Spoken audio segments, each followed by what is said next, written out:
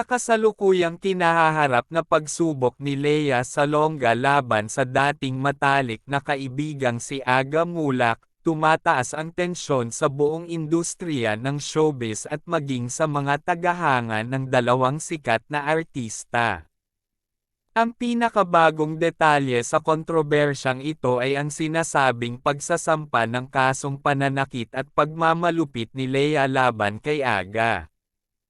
Ayon kay Lea, hindi na siya makapananatili sa katahimikan matapos malaman ang di umano'y paulit-ulit na pananakit ni Aga sa kanilang anak na matagal na niyang itinatago mula sa publiko.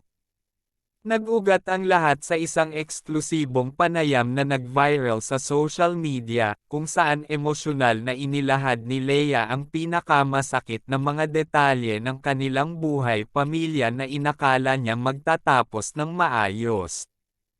Habang umiiyak, ibinahagi ni Lea na ang naging desisyon niyang ipahayag ang katotohanan ay hindi madaling hakbang, ngunit bilang isang ina, hindi niya kayang magbulag-bulagan sa mga nangyayaring diam-anong pagmamalupit at pananakit na sinapit ng kanyang anak mula kay Aga. Hindi na makatarungan para sa anak ko na ipagpatuloy ang pananahimik, ani Lea sa panayam na umabot sa 2 oras. Kailangang malaman ng publiko ang katotohanan, at kailangang mabigyan ng hustisya ang aming anak.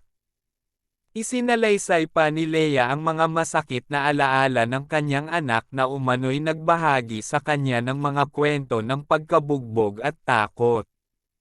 Nakita ko sa mga mata niya ang takot at sakit na hindi ko maipaliwanag. Hindi ko inakala na mangyayari ito sa amin. Noong una, inisip ko na baka misinterpretation lamang ng bata, pero paulit-ulit niyang isinalaysay ang mga detalyeng hindi dapat maranasan ng isang bata mula sa isang magulang. Dagdag pa ni Lea na hindi napigilan ang pagtulo ng luha sa harap ng kamera. Ayon sa kanyang abogado, ito na ang hudyat ng pagsasampa ng isang seryosong kaso laban kay Aga upang papanagutan ito sa kanyang mga aksyon. Sa pamamagitan ng mga ebidensyang kanilang inihanda, layunin ni Lea na ipakita ang lahat ng aspeto ng pananakit at pang-aabusong sinapit ng kanilang anak. Hindi lang ito personal na laban, ito ay laban para sa mga ina at anak na minsan nang nakaranas ng hindi makatarungang pananakit at pagmamalupit, sabi ng abogado ni Lea. Matapos ang pagsasampa ng kaso, naging laman ng balita ang patuloy na pagsubaybay ng publiko sa mga kaganapan sa kaso at ang kasunod na mga aksyon ng magkabilang panig.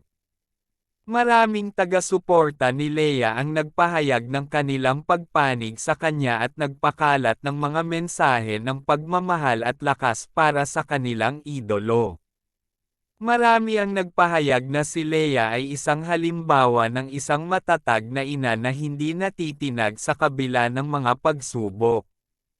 Ayon sa isang netizen, si Lea ay tunay na inspirasyon para sa lahat ng mga ina na lumalaban para sa kanilang anak. Hindi madali ang kanyang desisyon, ngunit tama lang na ipaglaban niya ang karapatan ng kanyang anak. Sa kabilang banda, hindi rin magpapatalo ang kampo ni Aga na patuloy na ipinaglalaban ang kanyang inosente sa mga paratang. Ayon sa abogado ni Aga, hindi totoo ang mga akusasyon at sinasabi ng kanilang kampo na ito ay isang malaking hindi pagkakaunawaan.